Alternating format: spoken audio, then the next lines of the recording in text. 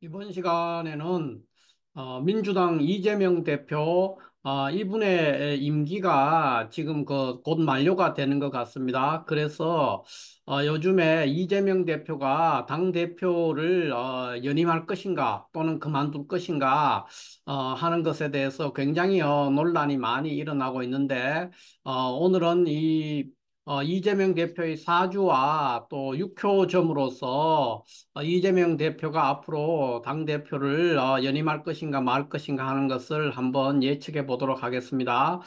자, 먼저 이재명 대표의 사주는 이제 여기 시주가 지금 갑신시로 돼 있는데 뭐 을류시라고 하는 경우도 있습니다. 그래서 어느 경우를 하나 큰 차이는 없는데 갑신시로 보는 것이 조금 더 사주의 구조가 좀 더 고급스럽게 구성이 된다 이렇게 볼 수가 있기 때문에 그래서 당 대표를 하는 정도이기 때문에 거대 야당의 당 대표를 하는 그런 분이기 때문에 아마도 을류시보다는 갑신시가 될 가능성이 매우 높아서 갑신시로 두고 앞으로도 갑신시로 두고 이 사주를 감명하도록 하겠습니다.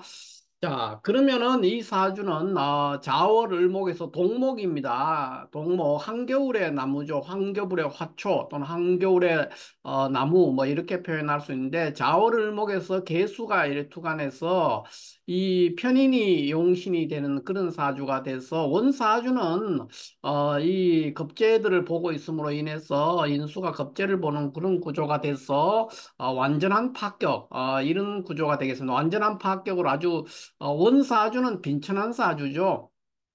그런데 이 사주는 전에도 제가 말씀드렸지만은 초년 요 시기만 빼고는 계속해서 대운이 아주 적절하게 그때그때 때에 맞게 잘 들어와 가지고 거의 60년간을 어떤 폐가 없는 계속해서 성장하고 발전할 수 있는 그런 구조가 됐기 때문에 매우 운을 잘 타고난 사람이다. 원사주보다도 운을 매우 잘 타고난 사람이다. 이렇게 볼 수가 있겠습니다.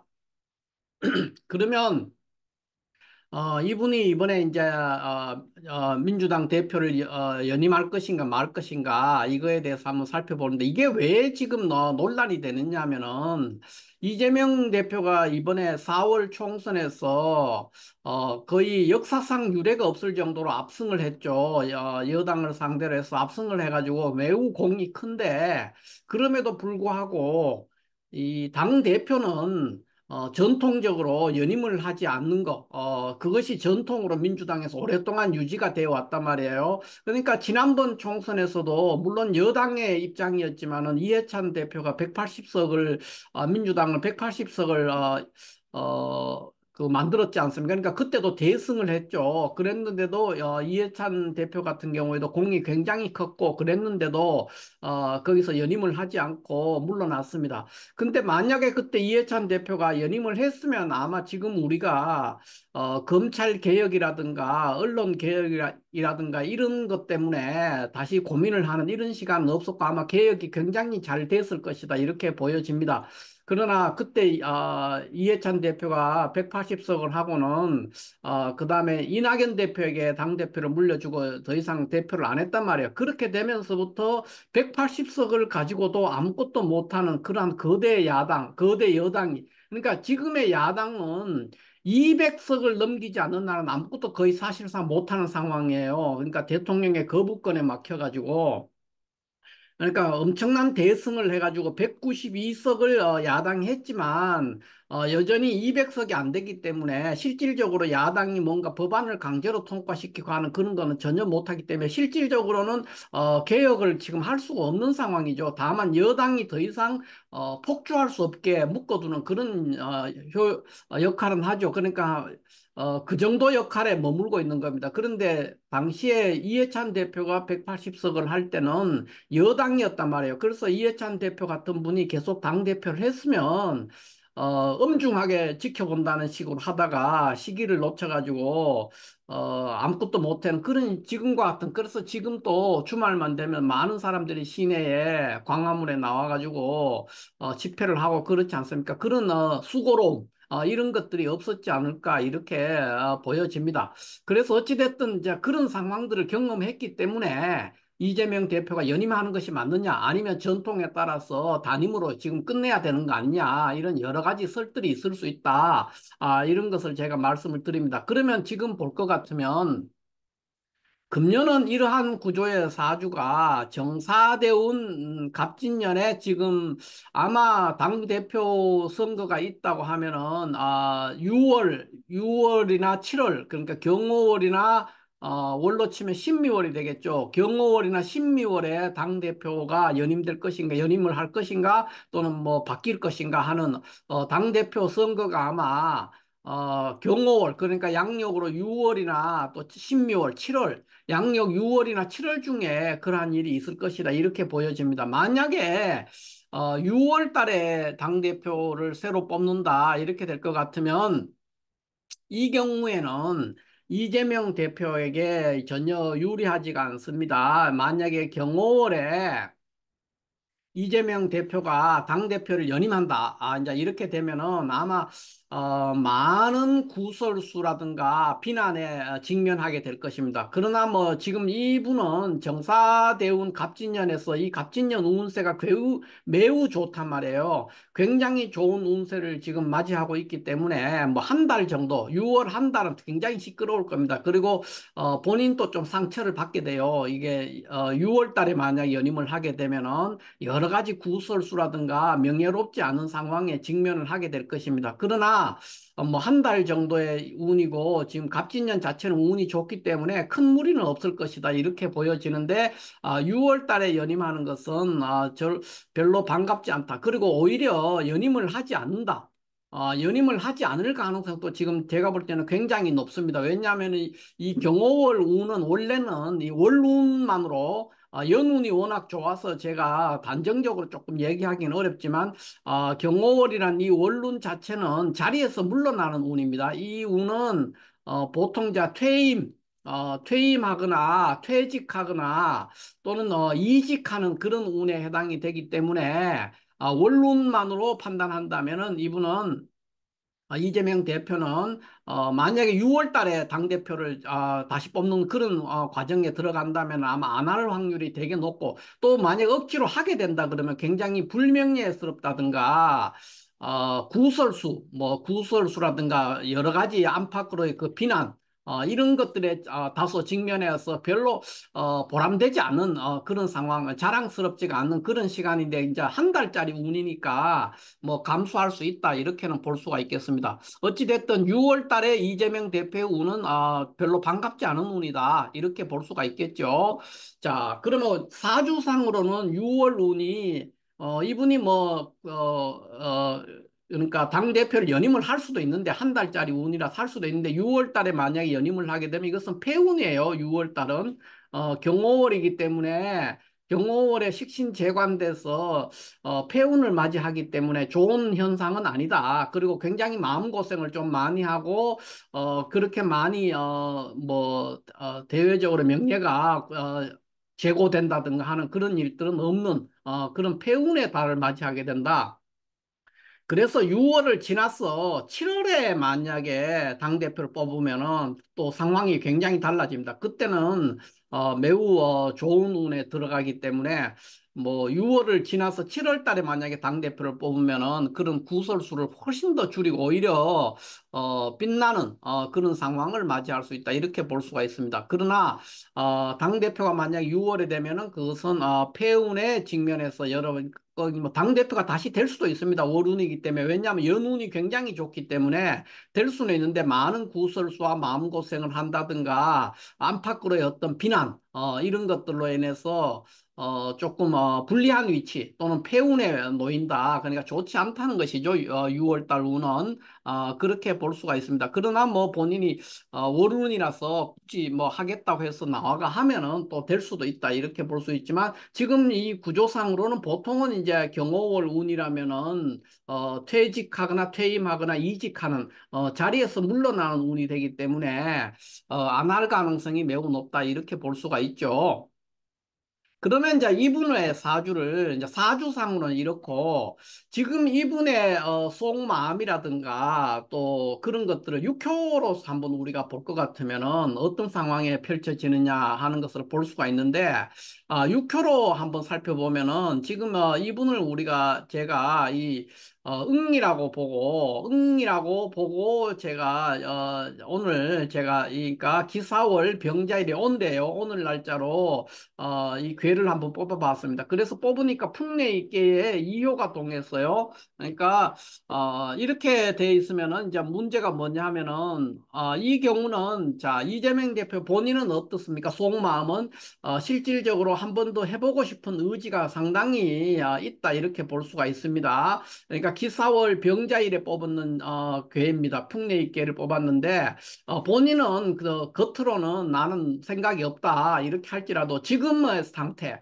예를 들어 한 달 전에는 그랬을지라도 지금의 이 사람의 마음속에는 한 번 더 했으면 하는 마음도 상당히 남아있는 그런 상태고 의지가 있단 말이에요.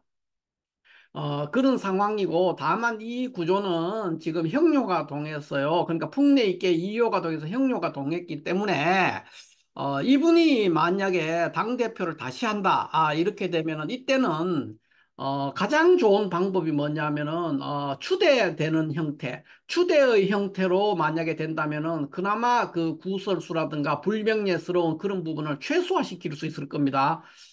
왜냐하면은 이 형료라는 게 군중이에요. 그러니까 그 군중의 의지가 매우 강합니다. 매우 강한 상태로 이렇게 놓여 있기 때문에 아마 당원이라든가 일반 국민들이 그 민주당을 지지하는 국민들 또는 민주당 당원들의 입장에서는 강력하게 한 번 더 해야 된다 하는 것으로 지지를 하는 그런 상황으로 보여집니다. 그래서 이분이 이제 어떤 그 선거를 하는 형태로 당대표를 연임하면 많은 구설수에 휩쓸릴 수 있을 것이고, 굉장히 불리하게 될 건데, 그나마 다행인 것은 여기서 이제 많은 사람들에 의해서 그냥 추대되는 형태, 단독 후보로서 추대되는 형태로 만약에 연임이 된다면 그나마 구설수가 가장 최소화되고 명예의 손상도 많이 줄이는 그런 상황에 놓여질 수 있었기 때문에 가장 최적의 방법은 추대의 형태로서 연임을 하는 것이 좋다 이렇게 볼 수가 있고, 만약에 추대의 형태가 아니라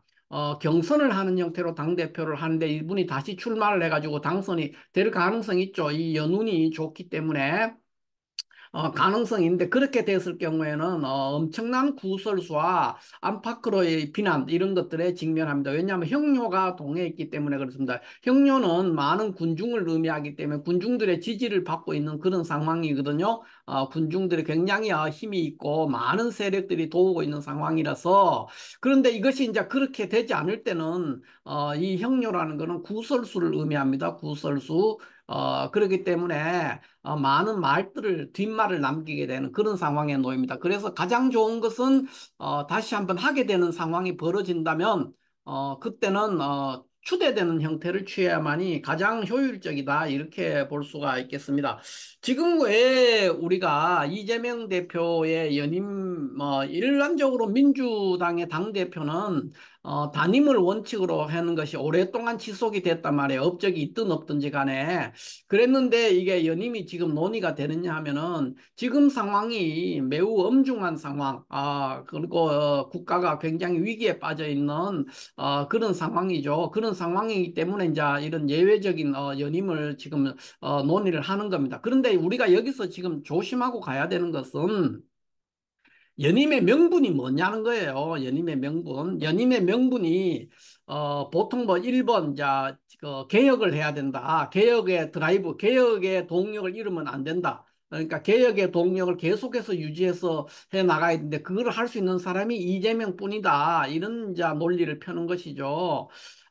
그다음에 이제 또 하나 하는 것은 이제 지금 현재 이재명 대표가 굉장히 부당하고도 억울한 형태로 그러니까 부당한 재판들, 그러니까 뭐 그것이 사법 리스크가 될 수도 있고, 근데 여러 가지 굉장히 잘못된 그러니까 억울한 재판, 그러니까 억울한 재판이라고 제가 표현을 하겠습니다. 그러니까 아주 부당한 재판에 연루돼 가지고 굉장히 고생을 하고 있단 말이에요. 그래서 이 부분에 대해서 어떤 그 사법 리스크에 대한 방어의 측면에서 연임을 해야 된다. 당대표라는 직위를 유지하는 것과 유지하지 않는 것은 굉장히 차이가 있을 수 있거든요. 그래서 그런 부분을 주장을 할 수가 있는데, 다 좋습니다. 이 두 가지가 다 명분이 될 수는 있는데, 제가 볼 때는, 이런 것들을 할 때는 우리가 굉장히 조심해야 되는 게 항상 어떤 일을 할 때, 개혁의 동력을 유지하기 위해서, 그러니까 적극적인 개혁을 하기 위해서 이재명 대표가 연임을 해야 된다, 이렇게 주장하는 쪽을 한번 제가 보면 이것은 바람직스럽지 않은 논리라고 저는 봅니다. 그러니까 개혁을 제대로 추진하기 위해서, 적극적인 개혁을 하기 위해서 이재명 대표가 연임을 해야 된다, 이렇게 해서 이재명 대표의 연임을 주장하는 그 논리는 저는 반대입니다. 반대. 왜 그러냐 하면은 역사적으로 보면은 항상 우리나라뿐만 아니라 외국도 마찬가지인데, 누가 없으면 안 된다. 누구 아니면 이 일은 못 한다든가, 누가 아니면 이 일을 할 수가 없다든가, 이런 것은 성립이 되지 않습니다. 그러니까 우리나라도 과거에 그 이승만 또 이승만이 아니면 나라가 망할 것처럼 해가지고 계속해서 이승만 당신 외에는 없다. 그래 그 밑에 있는 측근들이나 아부하는 세력들이 굉장히 그렇게 부추겼단 말. 본인도 그렇게 의지가 있었고, 그렇게 돼서 그 결과가 뭡니까? 4.19로 연결되지 않습니까? 그러니까 독재화된다는 거예요. 박정희도 마찬가지였죠. 박정희도 결국은 주변 측근이나 그 이제 간신들이 본인도 의지가 있었고, 당연히 본인이 의지가 있어야 되죠. 그런 상태에서 너 아니면 안 돼. 너 아니면 나라가 망해. 이런 식으로 해서 하다가 79년도에 12.6을 맞이했지 않습니까? 이런 상황을 맞이한단 말이에요. 그건 다 독재화의 길로 가는 거예요. 누구 없으면 안 된다. 나라의 국민이 지금 5천만인데 왜 누구 없으면 안 된다는 얘기가 나올 수가 있어요. 그런 거 있을 수 없고, 민주당만 해도 거의 뭐 당원이 200만 명이 넘는다고 하는데, 거기에서 또 민주당 안에 국회의원들도 지금 180명이란 말이에요. 이 180명의 인원 중에서 왜 훌륭한 국회의원이 없겠습니까? 당대표 할 만한 사람이 왜 없겠습니까? 그런데 이재명이 아니면 개혁을 못한다. 그래야만 이재명이라야만 된다는 이런 논리는 까딱하면 한 사람을 굉장히 우상화시키고, 또 이것이 굉장히 잘못된 길로 들어갈 수가 있기 때문에, 그러한 논리라면 안 하는 것이 좋다는 것이죠. 다만 지금의 굉장히 억울하고도 많은 재판이 말도 안 되는 사건으로 엮어가지고 이재명 대표가 굉장히 시달리고 있지 않습니까? 그런데 이 부분을 방어하기 위해서는 당대표를 한 번 더 할 필요가 있다. 저는 그렇게 봅니다. 왜 그러냐? 우리나라의 판사들의 그 특히 정치 사건, 정치인이나 야당 정치인이라든가 또는 정치 사건, 정치 사건을 재판하는 데 있어가지고 일반 민사 재판 이런 것들이 아니고, 어, 특히 야당 정치인이 연루된 사건이라든가 정치 사건에 관련되는 야당 정치인 이런 사람들의 재판에 있어서 판사들이 공정하다. 이렇게 판사는 절대 공정하지 않다고 저는 봅니다. 판사가 공정하냐? 공정하다고 조금 의심이 가요. 그러니까 뭐 일반 이름 없는 사람들끼리 민사재판 이런 거는 뭐 공정할 수가 있지만은 야당 정치인이 연루돼 있거나 또는 정치적인 사건 이런 사건의 재판을 하는 데 있어서는 우리나라 재판은 뭐 배심원자가 제대로 돼 있는 것도 아니고 그냥 판사 마음이란 말이에요. 그런 상황을 봤을 때 굉장히 위험한 상황이죠. 만약에 이재명 대표에 대해서 어떤 말도 안 되는 유죄, 뭐 이런 거를 선고해가지고는 이 사람한테 뭐 자격정지 한 5년 이런 거 때려버리면은 다음에 대통령이 나올 수가 없어요. 이런 판사 한 사람에 의해서 여러 명 딸고 한 사람의 어떤 주관적인 판단으로 그런 일이 벌어질 수가 있다면, 그런데 야당 대표를 하고 있다면은 180명을 가지고 있는 방금 압승한 야당 대표를 그렇게 압박하기는 굉장히 판사로서도 부담이 많이 갈 거라는 겁니다. 제 개인적인 생각이에요. 그렇기 때문에 지금 굉장히 억울한 재판을 받느라고 굉장히 시달리고 있는 이재명 대표가 솔직하게 제가 말씀을 드리면은 이 억울한 재판들을 방어하기 위해서 당대표를 유지한다는 것은 굉장히 의미가 있습니다. 왜 그러냐?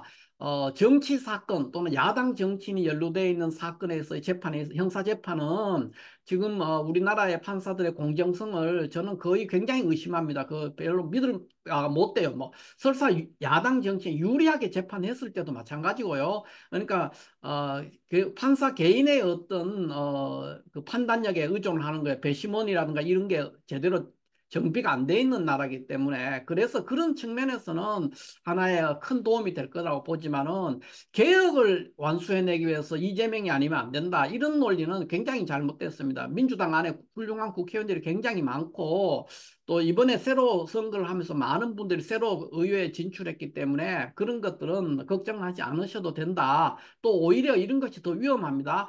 누구 아니면 안 된다 하는 그런 것들은 이승만이나 박정희에 의해서도 보여지기 때문에 절대로 이런 것들을 주장해서 그 사람이 아니면 개혁 못한다. 이게 안 됩니다. 왜 그러냐면 이재명이 나설지라도 지금 200석을 못 만들었기 때문에 이 상태에서는 항상 그 거부권, 대통령의 거부권에 막혀서 실질적으로 적극적이고 주도적인 개혁은 할 수가 없어요. 이 상황은. 대권을 다음번 대통령 선에서 대권을 가지고 왔을 때 그때까지도 아직 현재 이 야당 192석의 야당의 의석이 유지가 된단 말이에요. 다음 선거 대통령이 당선되고 난 후에도. 그때는 뭔가 해볼 수 있지만 지금 이 상태에서는 번번이 지금 용산에 가서 거부권 행사돼 가지고 다 돌아온다면 결국은 소모적인 논쟁만 있고 시간이 지났을 때 이재명이 했는 게 뭐야 아무것도 없어 이런 식으로 거꾸로 뒤집어질 수가 있어요. 그러니까 개혁을 하려고 많은 노력은 하겠지만은 결국은 숫자에 밀려 가지고 192석을 가지고도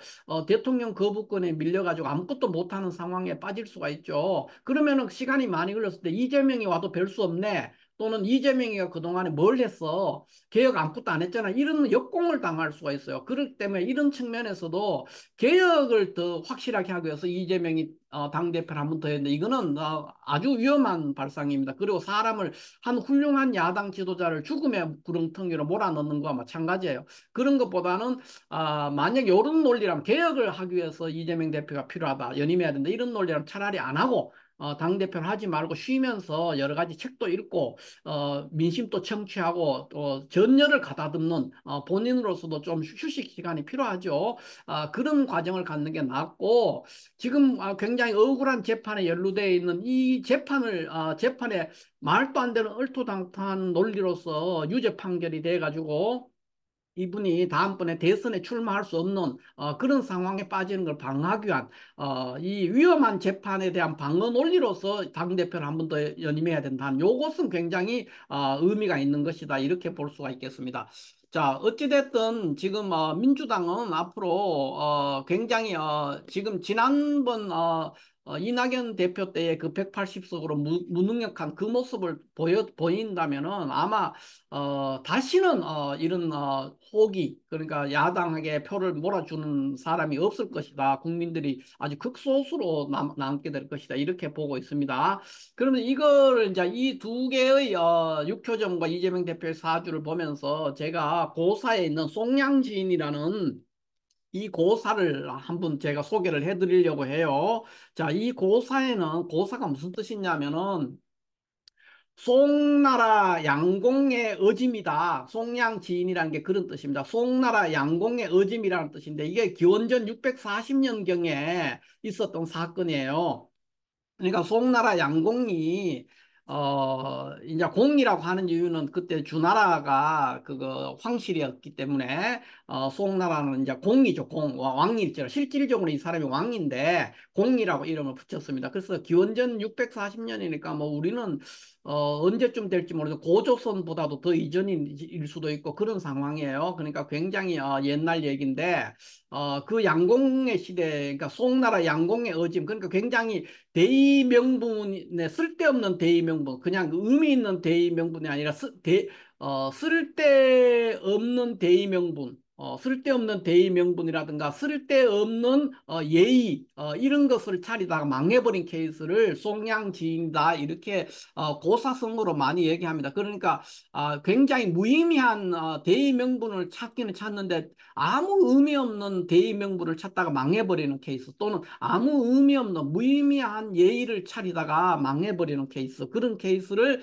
송양진이다 하는데 민주당이 지금까지 하는 것들이 걸핏하면 협치, 역풍 이런 거 주장했단 말이에요. 뭐 좀 하려고 하면 역풍 분다 그러고 안 그러면 그 다수석을 가지고도 협치해야 된다고 이렇게 합니다. 협치라는 거는 지금의 국민의 뜻은 협치에 있지 않습니다. 그러니까 협치를 해라는 걸 요구했으면은 민주당이나 국민의힘이 뭐 한 당은 한 130석, 또 나머지 한 당은 한 140석, 이런 식으로 해서 어느 당도 과반수를 차지하지 못했을 때는 국민의 뜻이 어디 있냐 했을 때 협치를 요구하고 있다. 이게 말이 되거든요. 근데 지금 야당에게 192석을 몰아줬다는 건 협치 같은 건 하지 말고 힘으로 밀어붙여가지고도 뭔가 일을 해라. 뭔가 이 상황을 타개해라. 이 얘기를 명령하고 있는 겁니다. 그런데 무슨 협치를 얘기하는 겁니까? 말도 안 되는 개소리죠. 그 다음에 좀 또 옛날에는 뭐 일 좀 하려고 하면 역풍 분다 이런 소리를 많이 했단 말이에요. 특히 민주당에 이런 사람들이 많았어요. 근데 이번 총선을 거치면서 많이 걸러지기는 했는데 지금 또 보면은 은연중에 이제 대놓고는 못하고 뒤에서 협치네 역풍이네 이런 말을 하는 사람이 있는 것 같아요. 근데 지금의 국민의 뜻은 협치가 아니다. 만약에 이번 총선에서 국민이 협치를 요구하는 그런 의지가 있었다면 국민의힘이나 민주당이 하는 130석, 140석 이런 식으로 어느 당도 과반을 하지 못하게 했을 거예요. 그랬으면은 협치를 해야 되죠. 이런 경우는. 그런데 지금 야당에 192석을 몰아줬단 말이에요. 그 말은 협치는 필요 없고 그냥 숫자로서도 밀어가 좀 이 상황을 타개해라. 이 어려운 상황을 돌파해라. 이 얘기예요. 협치하면서 시간 끌지 말라는 거예요. 그게 국민의 뜻입니다. 그래서 지금 송량진 제가 설명을 드리고 있는 중인데 송나라 양공의 어리석은 어짐이죠. 그러니까 이게 무슨 얘기냐면은 송나라가 초나라하고 전쟁을 하는 일이 생겼어요. 송나라라는 거는 뭐냐면은 옛날에 중국의 고대 국가가 하나라, 그 다음에 은나라, 그 다음에 주나라 이렇게 성립이 됐단 말이에요. 하은주 이렇게 흘러왔는데 이제 하나라가 기원전 한 2000년대 사람이에요. BC 2000년대 나라죠. 하나라가. 그리고 한 기원전 1500년대에 은나라가 있었고 그다음에 천년쯤 기원전 천년쯤에 주나라가 있었는데 이 은나라가 이제 주나라가 주무왕이 은나라를 멸망시켰지 않습니까? 멸망시킨데 주무왕의 동생 주공이라는 사람 굉장히 훌륭한 분이죠. 성인인데 이분이 은나라의 후손들을 모아가지고 조그마한 영지를 하나 줬어요. 봉토죠, 봉토. 봉토를 줘가지고 거기에 모아놓고는 조그만 이제 국토가 굉장히 좁아요. 거기에 모아놓고는 은나라의 조상들, 그러니까 은나라의 여러 역대 왕들과 조상들에서 제사를 지내게 했어요. 제사를 지낼 수 있게 이제 배려를 해준 것이죠. 이게 이제 송나라예요. 그 나라 이름이. 그러니까 주공이 일종의 영지를 일정한 부분 영토를 작은 영토를 떼주고 은나라 조상들에서 너희들은 니네 조상들을 제사를 지내라. 옛날에는 제사가 매우 중요했단 말이에요. 그래서 제사를 못 지내게 하는 건 안 되는 거거든요. 그러니까 제사를 지낼 수 있게 그 후손들을 모아가지고 은나라 후손을 모아가지고 송나라라는 나라를 세워가지고 작은 국토를 줬는 게 조그만한 나라예요. 그러니까 이 작은 나라가 이제 큰 나라, 초나라는 지금의 상해 일대에 있는 그 하남성 일대에 있는 나라니까 굉장히 큰 나라예요. 그러니까 요즘으로 말하면은 아마 러시아와 우크라이나와 같은 그런 상황이다 보면 되죠. 우크라이나가 송나라죠. 이게 요즘으로 치면 러시아는 초나라예요. 그러니까 전쟁이 하면 이게 대국이기 때문에 송나라는 바로 작살이 날 수가 있단 말이에요. 그랬는데 이제 지금의 그 하남성 쪽에 홍수 이 이름이 강 이름이 홍수예요. 홍수라는 이제 강에서 전쟁이 벌어졌어요. 송나라와 초나라가 어떤 사연으로 외교 문제가 있어가지고 전쟁을 하게 됐는데 전쟁을 했을 때 이 송나라 양공이 이 하남성에 있는 홍수라는 강에 먼저 도착했어요.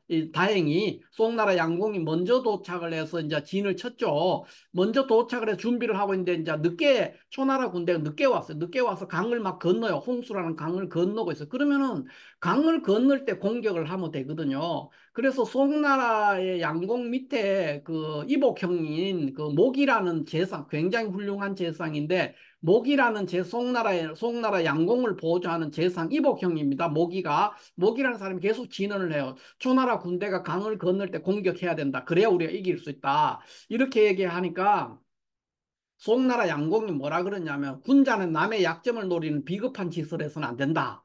이렇게 얘기를 하면서 공격을 안 해요. 그 다음에 초나라 군대가 강을 다 건넜어. 홍수라는 강을 다 건넜어요. 건너가 이제 진을 쳐요. 진을 치고 전열을 정비하고 있는데 또 이때 지금 진을 치고 전열을 정비할 때 공격해야만 우리가 이길 수 있다. 그래서 목이라는 재상이 계속해서 목이라는 재상도 왕족이죠. 그러니까 양공의 서형이에요. 그러니까 이복형이에요. 그러니까 하니까 또 양공이 뭐라 그러냐면은 군자는 남이 어려울 때를 노리는 게 아니다. 이따위 소리를 하면서 공격을 안 하고 마지막에 이제 초나라가 전열을 다 정비하고 난 다음에 전쟁을 했죠. 전쟁을 해가지고 이제 완패를 했죠. 송나라 양공이 초나라한테 작살이 나버렸어요. 그러니까 요즘으로 말하면 뭡니까? 젖잘싸 뭐 그런 말 하지 않습니까? 젖잘싸, 젖 잘 싸. 그러니까 졌지만 잘 싸웠다. 이게 전쟁에서 무슨 의미가 있냐고요. 전쟁은 이기기 위해서 하는 것인데 그런 꼴이 되고 그 전쟁에서 초나라와의 전쟁에서 양공 자신도 허벅지에 화살을 맞았어요.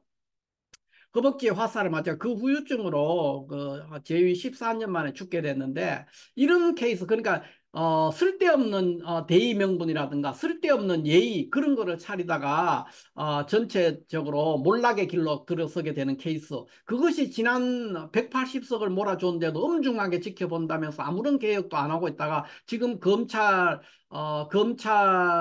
이 개혁이 전혀 안 되고 언론 개혁도 하나도 안 됐지 않습니까? 그래서 지금 우리가 이 고통받고 있는 거예요. 그런 과정을 거친 이게 송양지인 같은 짓을 민주당이 계속 해왔단 말이에요.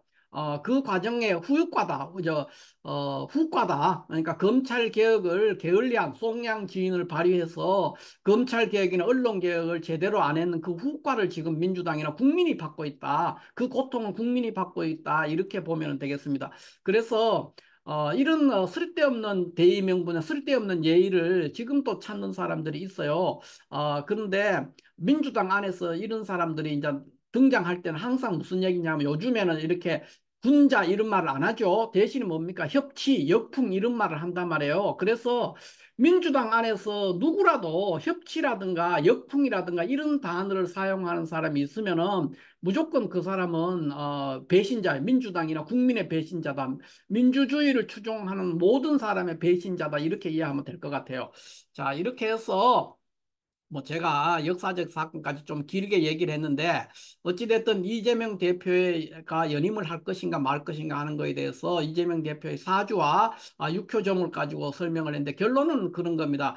6월 달에 이재명 대표의 6월 달 운세는 굉장히 불리하다. 그래서 만약에 무리해서 당 대표를 6월 달에 연임을 하게 되면 많은 구설수와 비난 이런 것들에 직면하게 될 것이고 7월 달에 운은 제가 볼 때는 7월 달에 다시 또 보겠지만 7월 달 운은 나쁘지가 않습니다. 그래서 그 부분을 어떻게 할 거냐 하는 거고 그 다음에 하게 되더라도 여기 지금 6호점에서 보여주는 것처럼 추대하는 형태로 해서 당대표를 연임한다면 문제가 없을 것이다. 가장 후유증이 작은 방법이 될 것이다. 이렇게 볼 수가 있고 다만 연임하는 명분이 뭐냐 했을 때 개혁을 하기 위해서 개혁의 드라이브를 걸기 위해서 한다는 것은 굉장히 위험합니다. 이재명 대표를 굉장히 어려운 처지로 몰아낼 것입니다. 당장에는 뭐 될 것 같지만은 192석이 야당이지만 실제로 대통령의 거부권에 막혀서 이 192석으로도 법안 하나를 통과시킬 수가 없어요. 그런 상황에서 이재명 대표라고 무슨 뾰족한 수가 없습니다. 그런데 한 2년 동안 당대표 하면서 시간이 지나 2년 후에 보면 이재명이 뭐 했어? 이렇게 해서 모든 그때 개혁이 안 돼 있거나 하는 그걸 책임을 이재명한테 떠넘길 수가 있어요. 그래서 개혁의 드라이브를 걸기 위해서 제대로 된 개혁을 하기 위해서 이재명 대표가 연임해야 된다는 것은 이재명 대표를 죽음으로 몰아넣는 것일 수도 있다. 그리고 또 하나는 누구 아니면 개혁 못한다. 이거는 지금 성립되지 않습니다. 민주당 안에 훌륭한 사람들 많기 때문에 다른 사람이 해도 이재명 대표가 막후해서 얼마든지 영향력 행사할 수 있고 그렇거든요. 그렇기 때문에 누구 아니면 개혁 못한다. 그거는 과거 이승만이나 박정희의 논리입니다. 그게 내가 아니면 이 나라가 망한다. 이런 논리가 이 사람들한테 있었단 말이에요. 이승만, 박정희. 그래가 독재화됐잖아요. 그런 것들은 굉장히 좋지 않습니다. 그래서 개혁의 드라이브를 걸기 위해서 이재명 대표연임면 이거는 제가 반대입니다. 반대지만 사법적인 위험 그러니까 부당한 사법재판에 잘못된 결과를 방어하기 위해서 그렇게 하기 위해서 연임을 한다는 것은 굉장히 도움이 될 것입니다. 그래서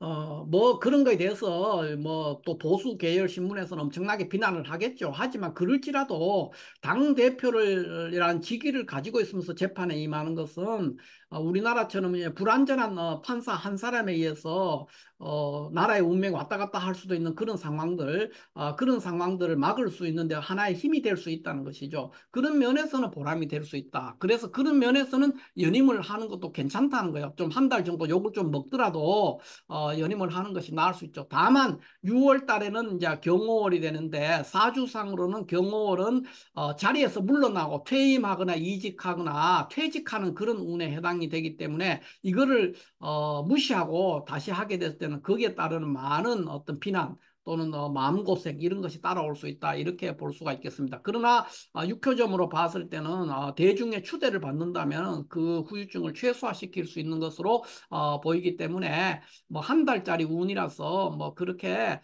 잘 판단해서 하면 될 것 같습니다. 자, 이렇게 해서 오늘은 이재명 대표가 연임할 것인가 말 것인가 하는 것에 대해서 육효정과 사주 이걸 가지고 한번 풀어봤습니다. 감사합니다.